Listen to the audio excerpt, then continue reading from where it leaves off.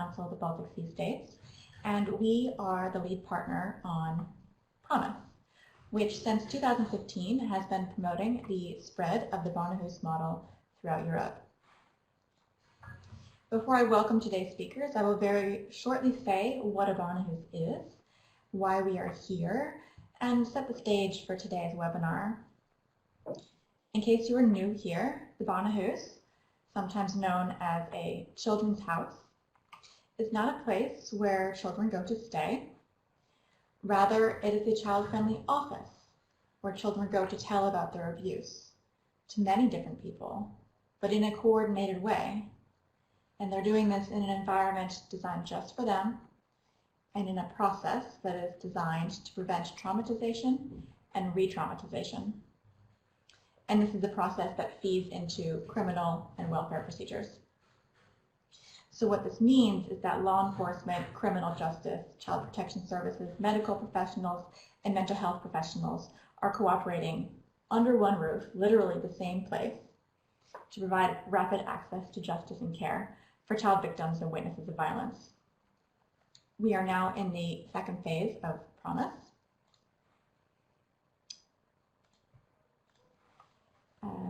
The first phase launched a European-level dialogue, which explored the criteria for Barnahus in depth and developed standard-setting publications.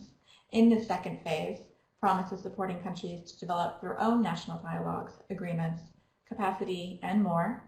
These webinars invite all interested professionals, wherever they are, to take part in the European Barnahus movement.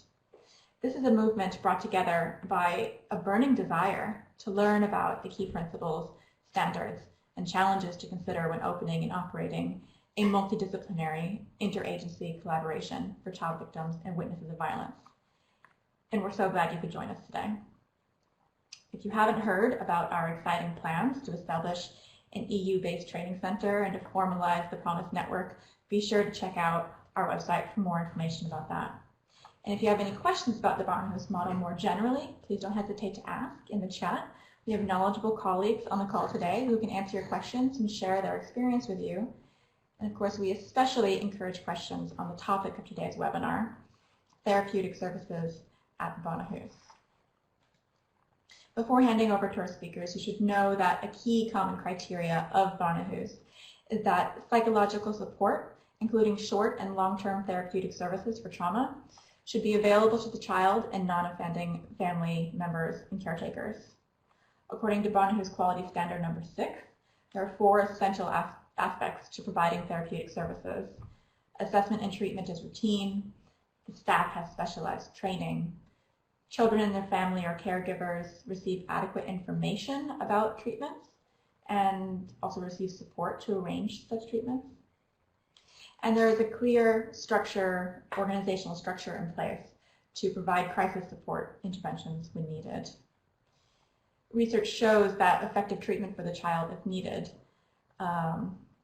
if needed, the offending family members and caregivers, this group of people getting treatment, can minimize negative social, emotional, and developmental effects of trauma on the child.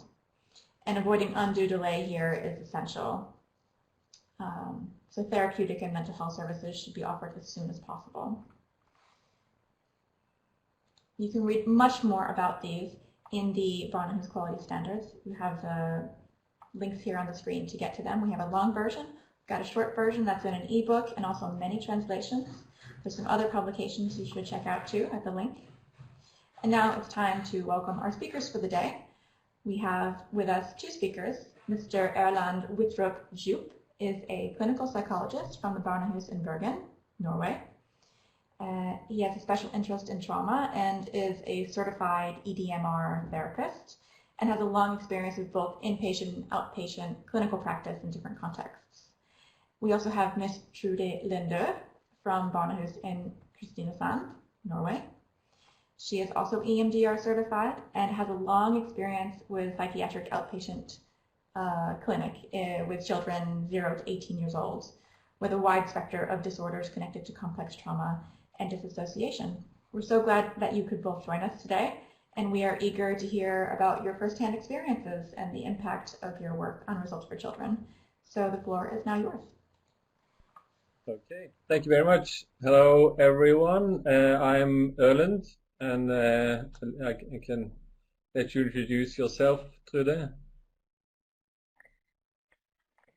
Yes, hello, everybody. My name is Trude, and I'm with you from Barnahus in Kristiansand, in the southern part of Norway. Yeah, we both work at Barnahus, which there are quite a few of in Norway, and we are here today to talk about clinical work at Barnahus, both our experience, but also we had some questions from ChildHub before, which they wanted us to attend to specifically.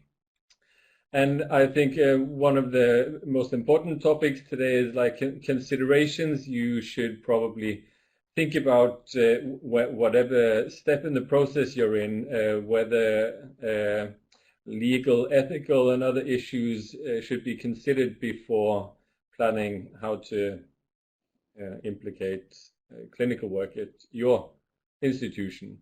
So that's what we're going to discuss a bit, and I was just curious before we start to ask everyone what their view is about whether therapy should be offered at Barnahus or not. So I know you all have different situations, different parts in the process, but what do you think now? And then I'll ask again at the end just to see if anything might change. Okay? Unanimous. Yeah, good. So I think there's no doubt, like Shauna said before now, it's very important that the children get some help and that they get it quickly. And even though we can all agree on that, I think there are quite a few interesting topics to discuss about how and when and what can be challenging when you're working therapeutically in the context of Barnahus. And we will, of course, talk from our situation in Norway, which we know is quite unique, but we'll get back to that after a while. Okay.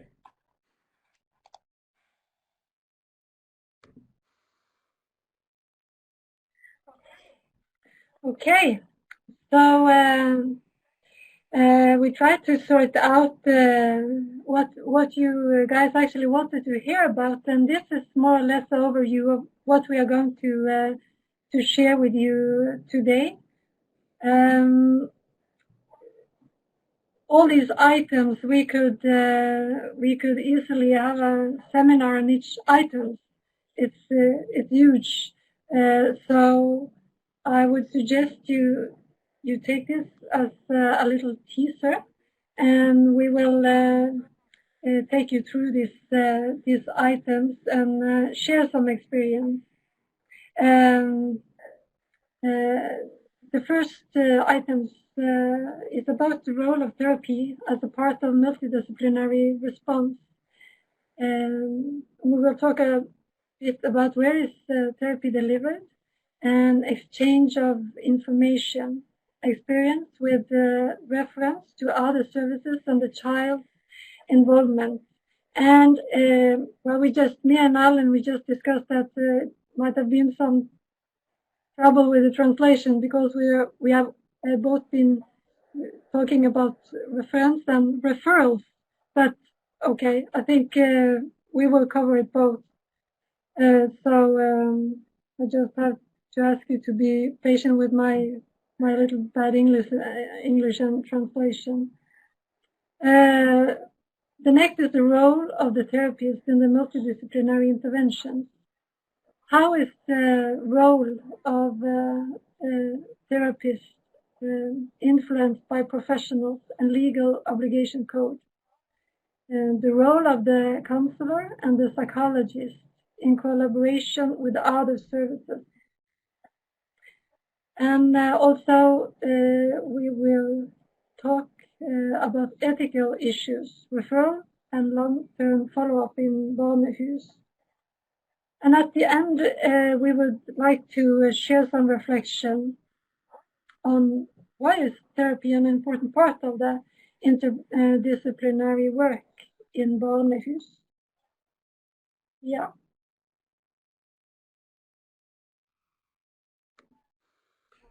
Okay, so I'll just give you a general idea about how the process is in a Norwegian Barnahus. I'm not quite sure how this is comparable to your other Barnahus, but this is how it looks here, because like we're getting back to later, we're a part of the police in Norway, so everything that goes through us is based on a police report. Okay, the only thing that the exception from that is the first thing you can see on this graph here, that is the consultation. So we do consultations by phone, and we have consultative teams that especially target the handicapped, like mental handicaps, or also the sexually harmful behavior. That are two topics that are getting special attention here. Other than that, everything else it has to be based on a police report. So when we get a police report, we have a consultative meeting and a forensic interview of the child, which is done here, but is performed by a specially trained police officer. And then there can be a number of outcomes of that, depending on what goes on in the interview. And after that, we come in with the screening and the assessment of the children. And just in general terms, there are kind of 4 different outcomes of the screening or assessments. And that's either that we decide there's no grounds for further contact, or that we decide to follow the children up at our Barnahus and we do the follow-up ourselves. They could also be followed up in primary health services, which there are quite a few of here in Norway, or in Bergen at least. It also varies geographically which services we can use, but that would, for example, be the child welfare authorities, health clinics,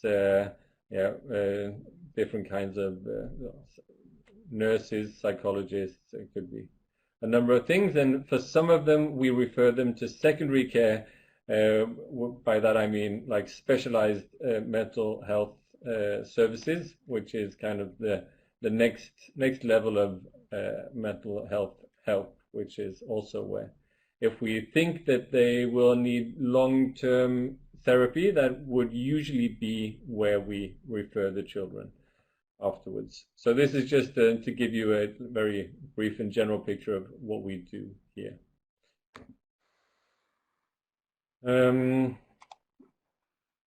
We do a number of different things, and Shauna was she mentioned a few of them before we started here, but the assessments are an important part, and this is the assessments here.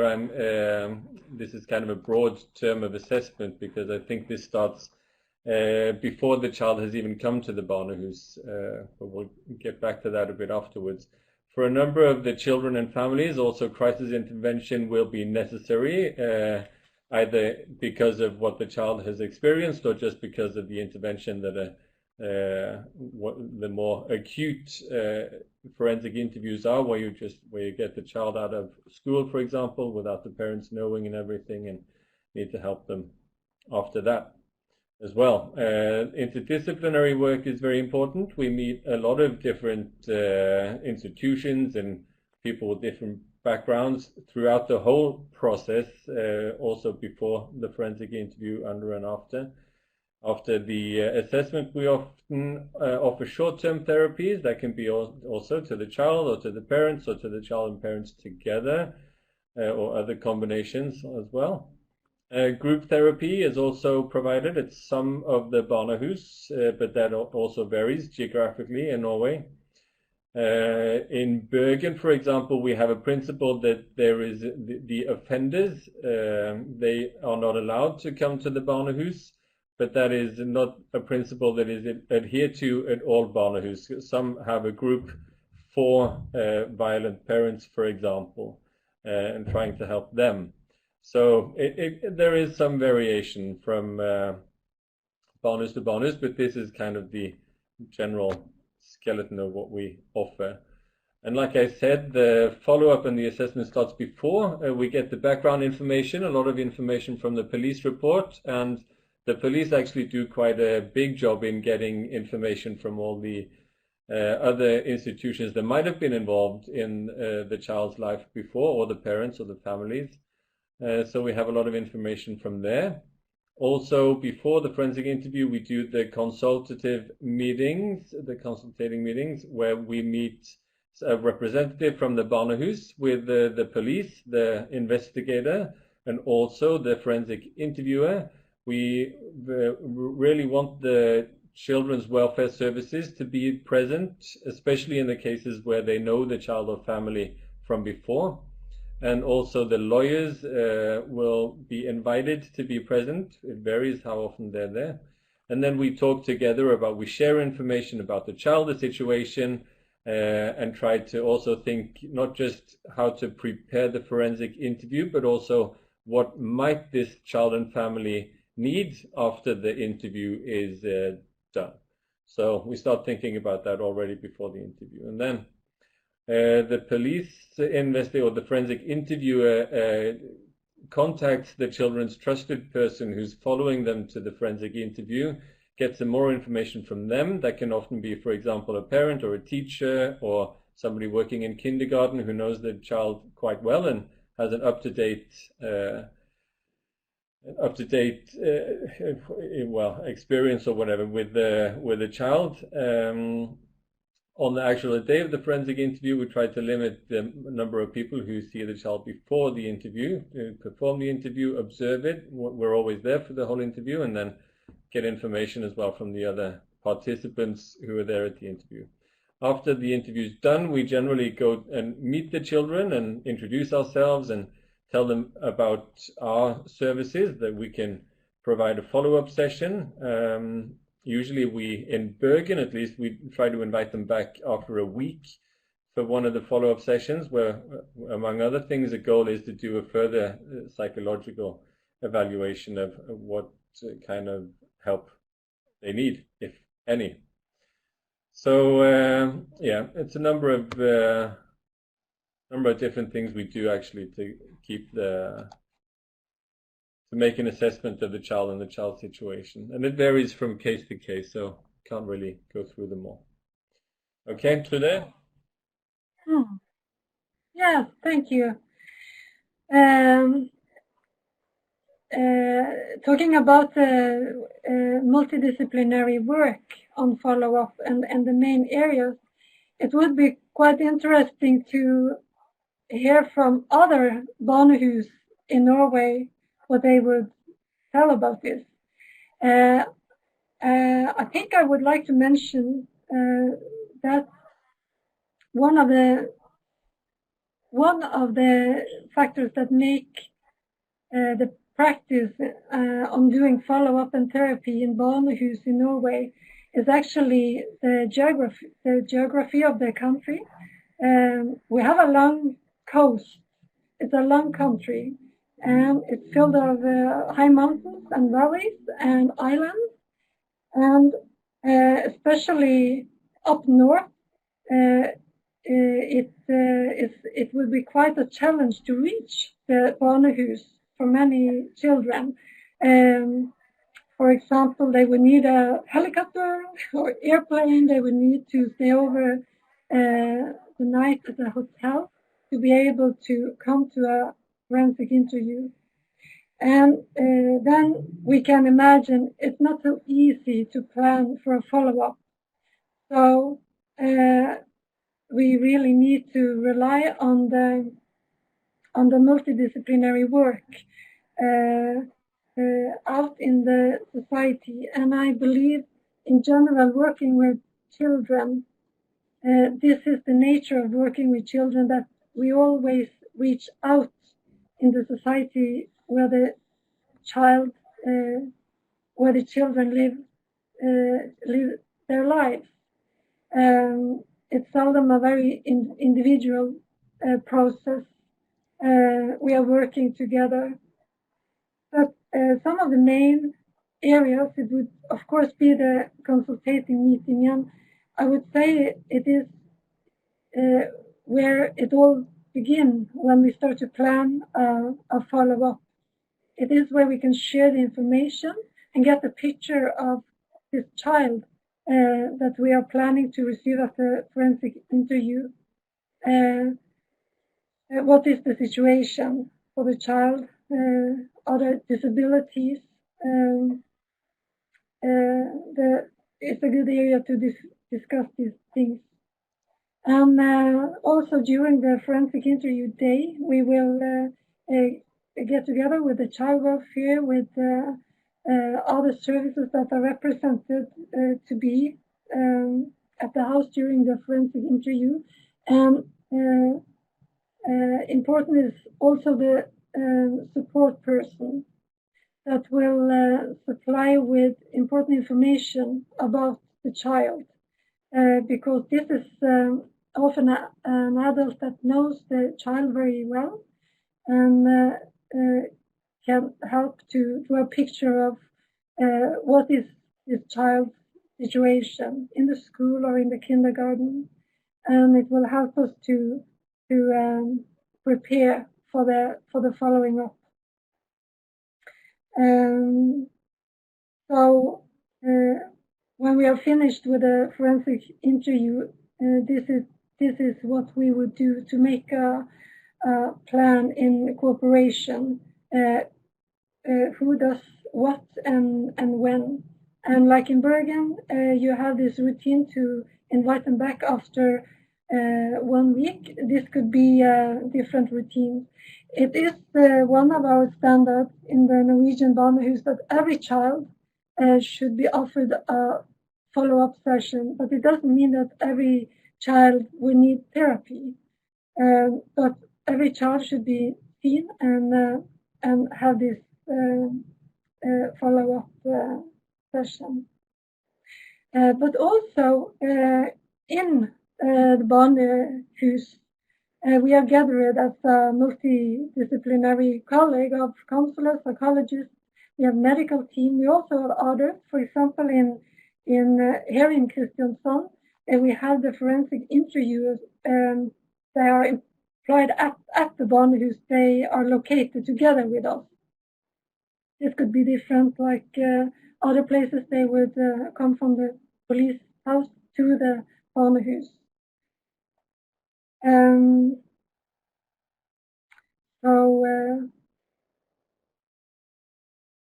What is the point of offering follow-up session? What are the goals?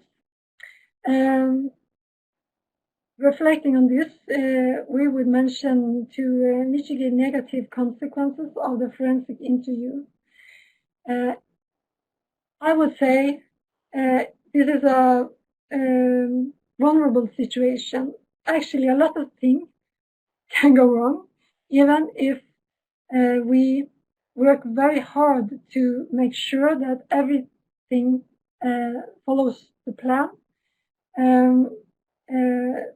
There might sometimes be things that we need to kind of repair and reduce negative consequences.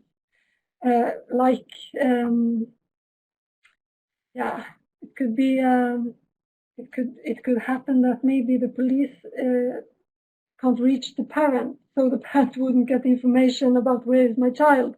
Things like this we really don't want to happen, but of course this can make negative consequences, and then we need to be present and to work on it and repair it and make to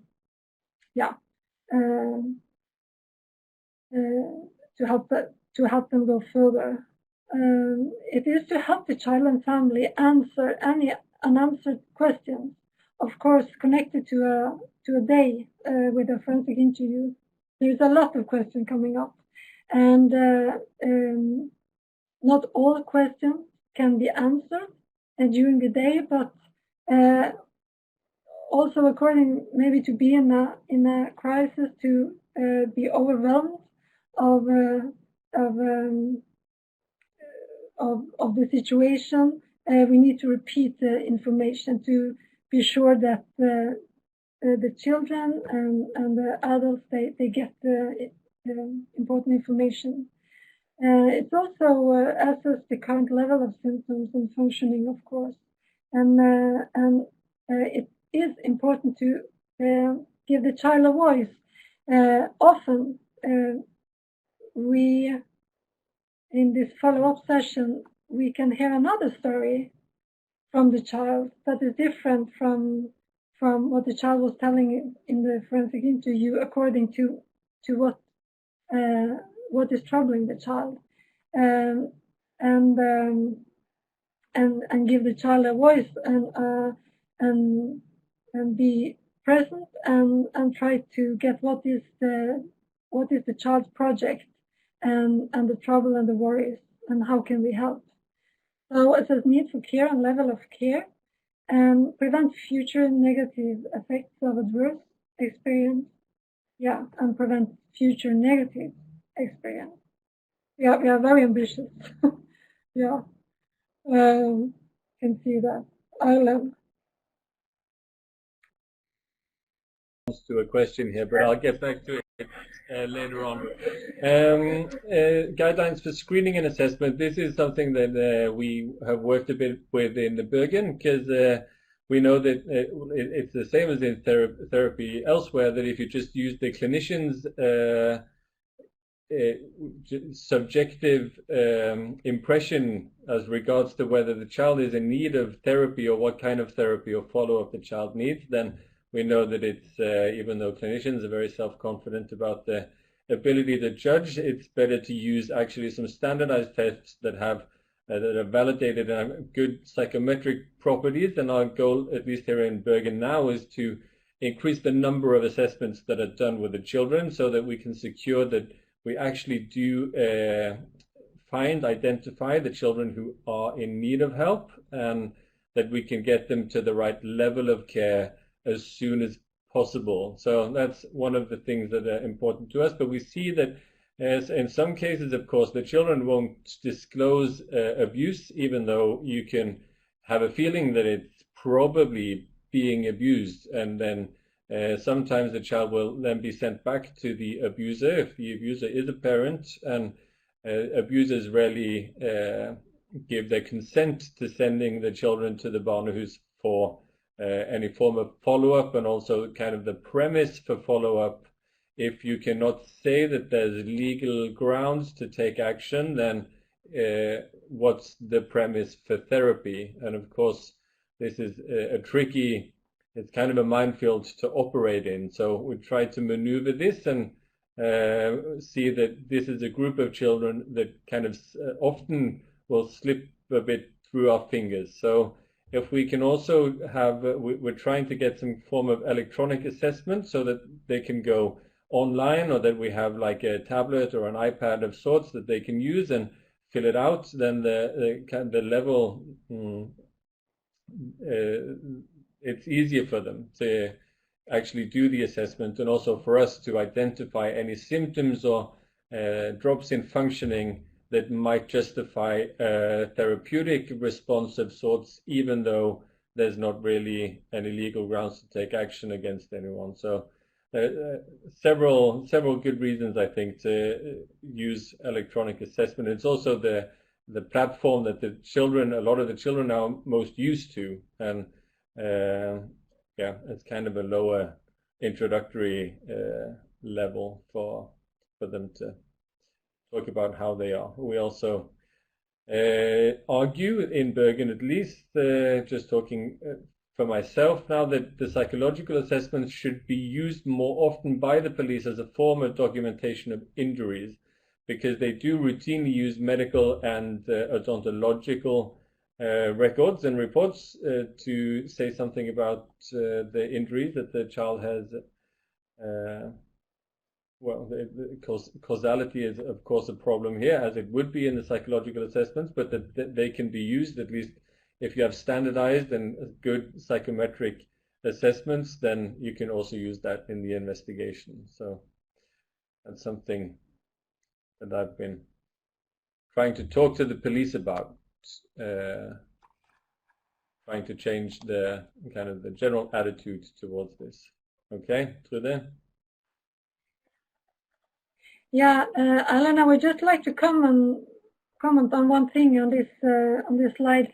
It's one thing we experienced that we should worry about during the screening. For example, according to emotional or traumatic stress, we do see that we disclose the risk for suicide at children down to, we do some screening on children down to 9-10 years, and we often see this risk, and we are concerned about what about the toddlers, the small one, and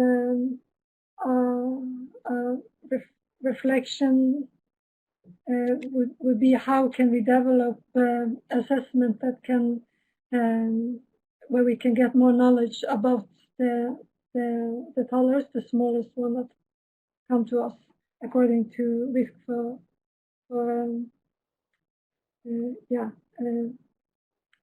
sorry, I can't find a word, but the risk for taking suicide and to have these thoughts.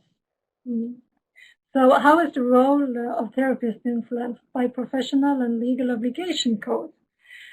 Well, as we understand it, we see that the Norwegian Barnahus, we are organized as a branch within the police under the Department of Justice, and according to this, we are a bit different. Where other countries, the Barnahus are organized within branches of social services. And this form of organization affects the premises for providing therapy in Barnahus. This is according to, because we are organized in the Department of Justice and Police, laws regulating healthcare services and law of patient rights, it will not apply to therapy in Barnahus, but still we do therapy in Barnahus. So Barnahus in Norway is a part of the police and not part of a healthcare institution, and that makes an implication. It can affect regulation. According to transport, you need, for example, you would need law to regulate how to take a child out from the kindergarten, put it in a car, and take it to Barnahus. It would be dilemmas like access to journal. Actually, we don't have a journal system like they would have in hospital, and not a law that regulates how to do a journal, and we don't have any law that regulates the patient's right to complain and the patient's right. So yes, and then we have these differences that because psychologists must adhere to the law of the health personnel, and other counselors don't do that. Yeah. So in the development of the Norwegian Barnahus, actually in the beginning, the police and the justice, the Department of Justice didn't want the Barnahus to do therapy in the house of the police, but along the process, of course, there was an experience that it was needed to have some support and have a system around the children that came in for forensic interviews. So I would say today we are kind of we are doing this, but there is no law that regulates this, and this is now what we are longing for, a Barnahus legislation that would put things more in system and make also our rule more clear, and also presumably reduce differences between Barnahus. Yeah, Erlend.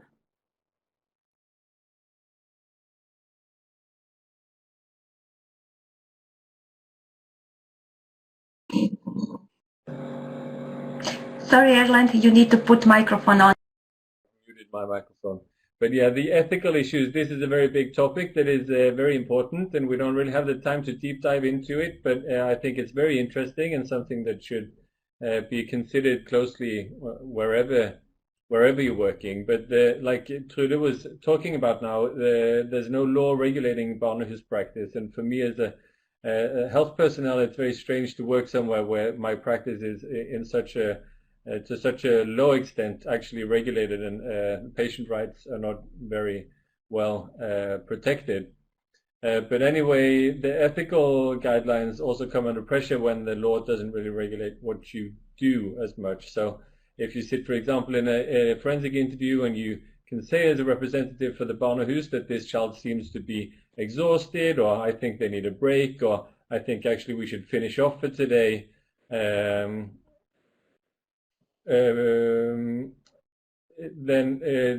do they take that into consideration or not? And I mean, it's not, because the lawyer is the one who actually decides whether to continue or not, so they can choose to take our comments into account, and they can choose not to.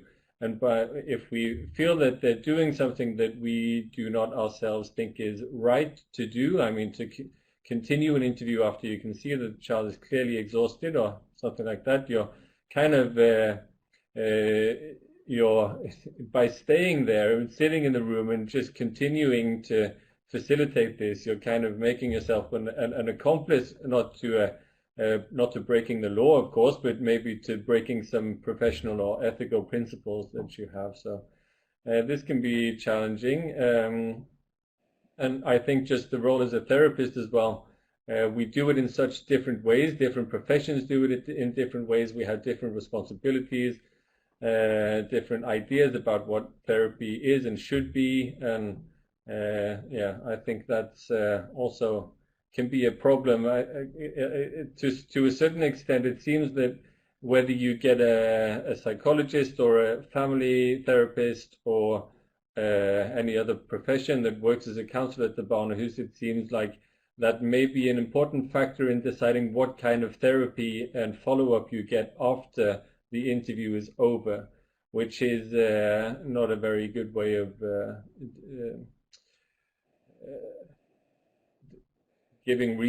providing resources. I mean, it should be more predictable and standardized, I guess, in some way.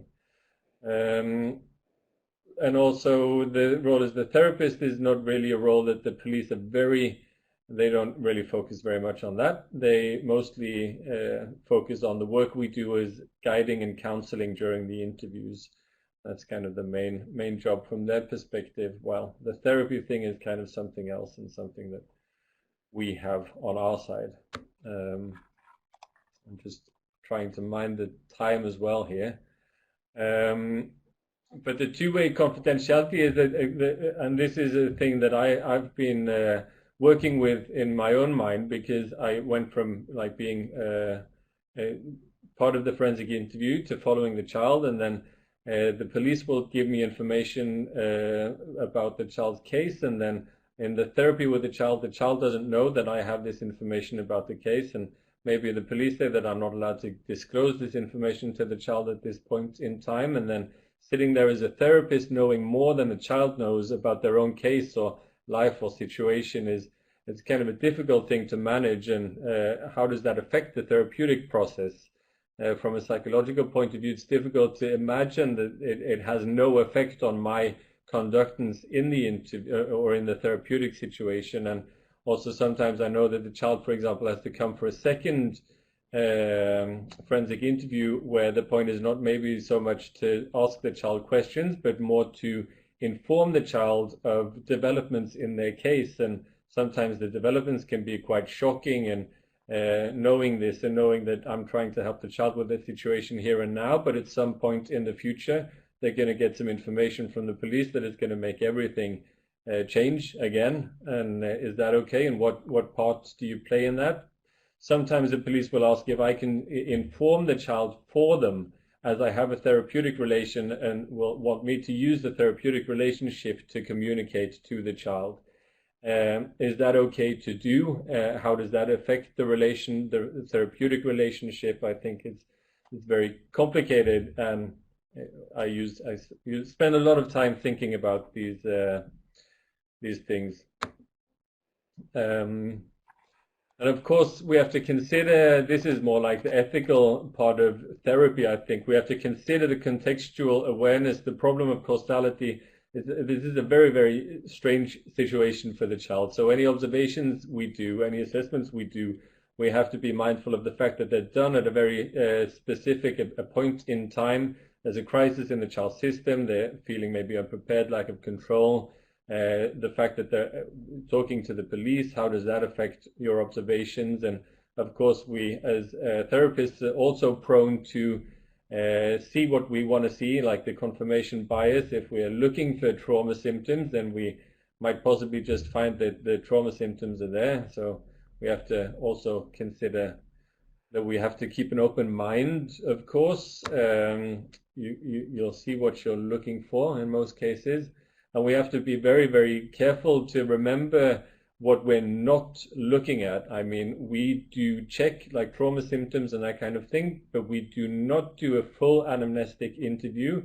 So usually we will not have enough information about things we know are very important in somatic and mental health, like developmental factors in the child's life, prenatal experiences, genetics, environmental factors, and so on. All these things are very important, but usually we don't have very extensive knowledge. And since there are no we're not part of the healthcare system, and there's no legislation regulating, and we don't have a proper journal system, I think it's maybe not a very good idea to do a really big research job trying to collect all this information here at the Barnahus when it kind of belongs in the healthcare system. So that's also something to consider.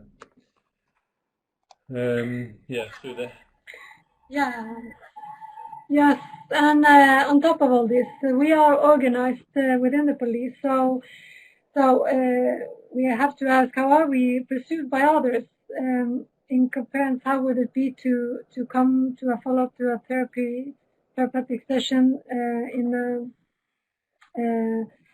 a service connected to social service or not the police? Like we can imagine the police would be kind of an authority in the society, and how does it affect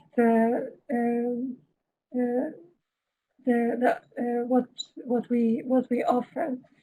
I think I would just I see time is running out, so we would just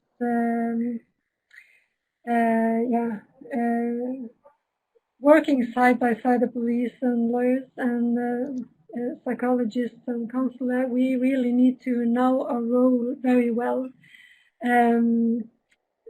We have to know what do the police expect of us, and how does it relate to other responsibilities. And this is something I think we are always we need to be aware of and work on, not to make any kind of conflicts across the therapeutic field and the police and the justice.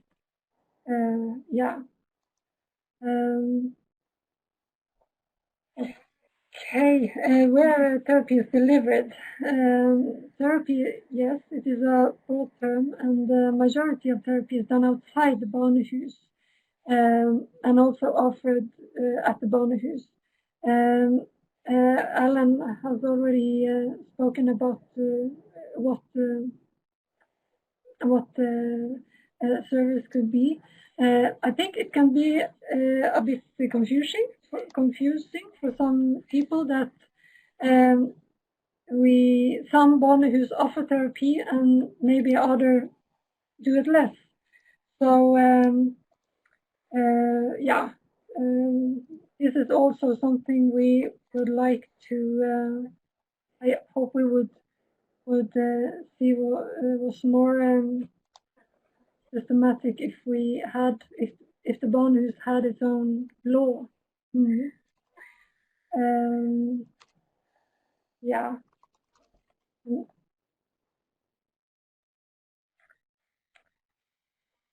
experience with, again, reference. I think we were actually talking about referrals, but I think it covered both. We think that Barnahus can be in a good position to assess the child's need for help. We, through the forensic interview, we often got the child's own description on his or her situation, and that can be an important start for the further assessment to make a further plan.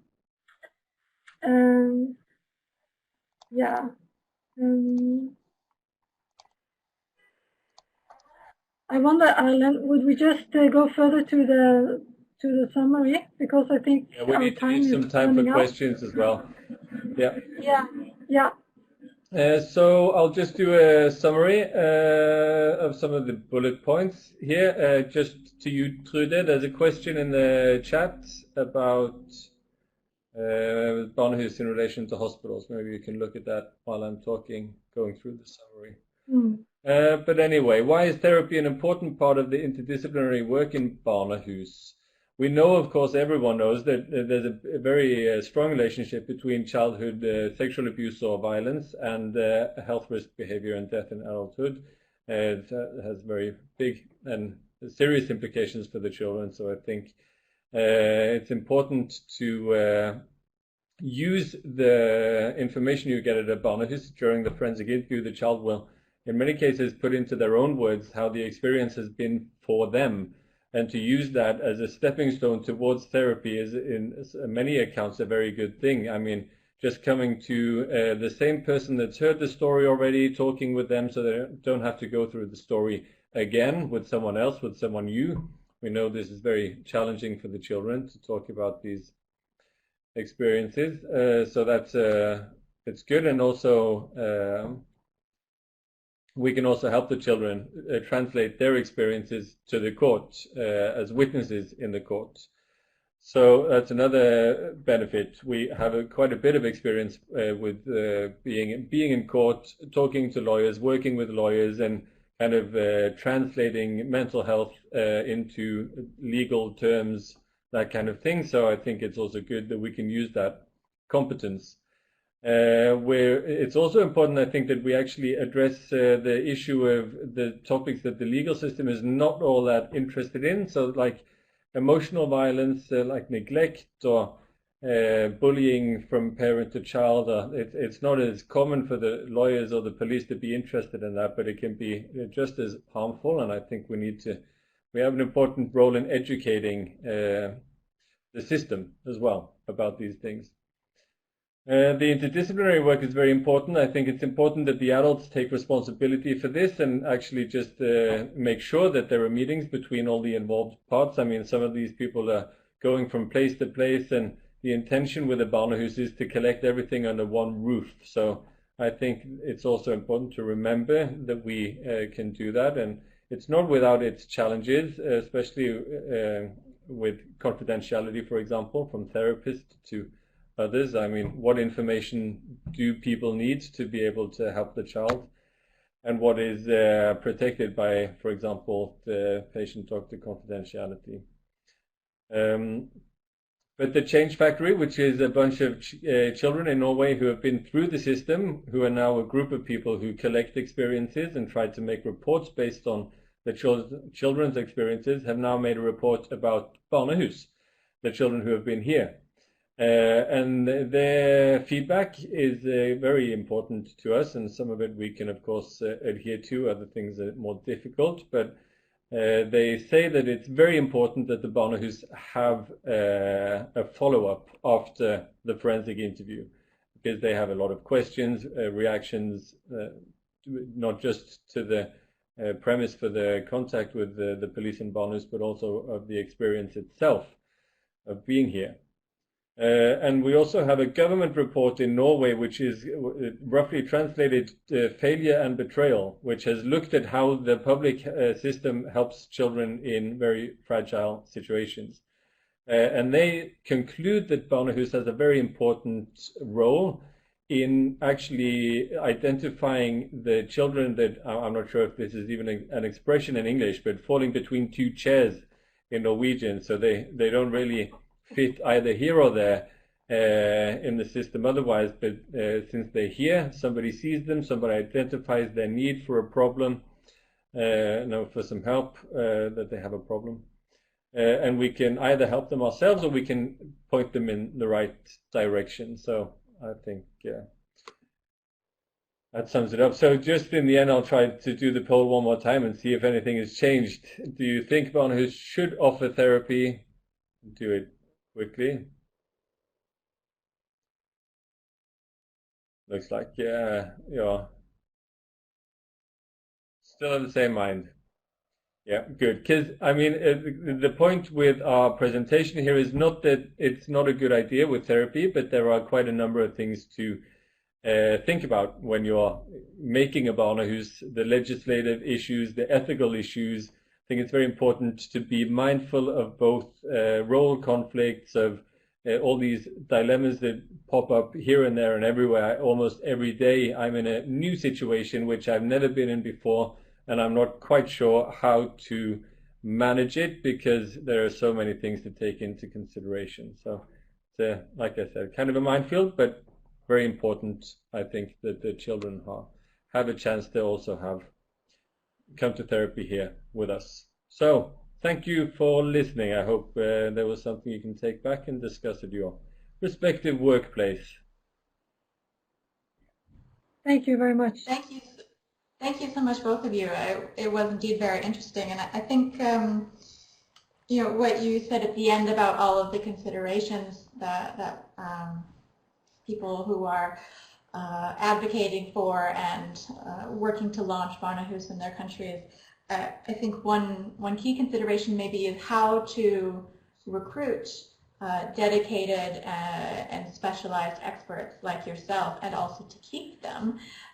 Maybe if you could say just a little bit about what drew you to the job, what keeps you there, and what sort of support that you get so that you don't burn out, for example. Do you want to start, Trude? Okay. Yeah, I guess again it might be different answers from different Barnahus, but the attraction for this to work here was absolutely the field of violence and traumatic stress, which it's what I'm educated in. But when I'm here, it is very much on my own as a therapist. I must say that because it is connected to the lack of this laws of regulating healthcare services and everything, that it doesn't automatically happen that you get the support. We are not the system. We are not a part of the, for example, the university or the hospital. So sometimes it can be a bit frustrating, I have to admit. So it's important to have good colleagues and be out there and be aware what is going on the field and bring it home. Yeah. I think for my part, the interest is obviously it's a very important topic, and I've worked a bit in adult healthcare and seen what can be the consequences of childhood abuse and neglect further down the line, and I think it's at least a more optimistic approach to be in the early phases of this and try to prevent damage rather than trying to fix it later on, because it's a big job trying to fix these things, and it's better to try to prevent it. So, but also I think to keep people, because we've seen for psychologists in particular that there's been quite a big change of psychologists in the Norwegian Barnahus, and I think it has, among other things, something to do with the lack of legislation and regulation of something that's, I think, very important to regulate. So the patient rights are also protected here, not just in the healthcare system, as there's a lot of overlap between what happens here and happens in the healthcare system. And it's not very satisfying from a professional point of view to be improvising with journals and that kind of thing. So you have to make the framework for working there good enough so you can feel that you're still maintaining your professional ethics and professionalism in general, I think. So I think the flexibility is good, but it has its drawbacks as well. But I think also, like Trude is talking about, that the connection, we're trying to make a collaboration with the university here in Bergen, so that we can do some research as well, because I think the Barnahus have a really unique position and have access to a very interesting and important group of both children and adults that can give us some more information about what is good for who and how and where and when should it be done. So there's still a lot of learning to do. I would also like to mention that because of because of maybe because of we don't have this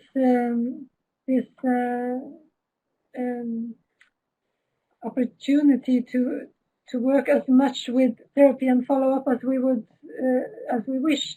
I experienced that it also can affect the preventing work that Erlend is talking about, because it puts a limit on how much we are able to do. So I think it is important for the future that this will be clarified, what will be the role of the therapist and the counselor and the psychologist at Barnahus. Yeah.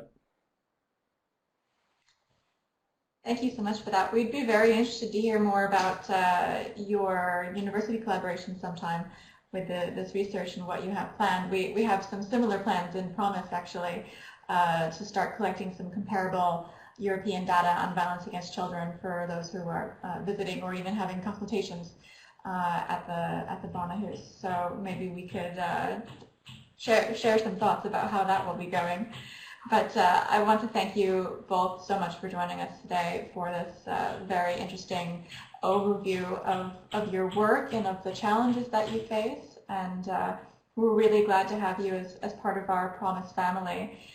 For everyone who's still on the call, I just want to say that this was a presentation from clinical psychologists who are working in Barnahus, where the interviews are actually happening from the police, and they're sitting under they're being led by the police. And then the second part of this webinar next week will actually be from a psychologist in Iceland who does the interviews, and that's how they're organized. So I think it could be quite interesting to hear the differences in how what that means for her work.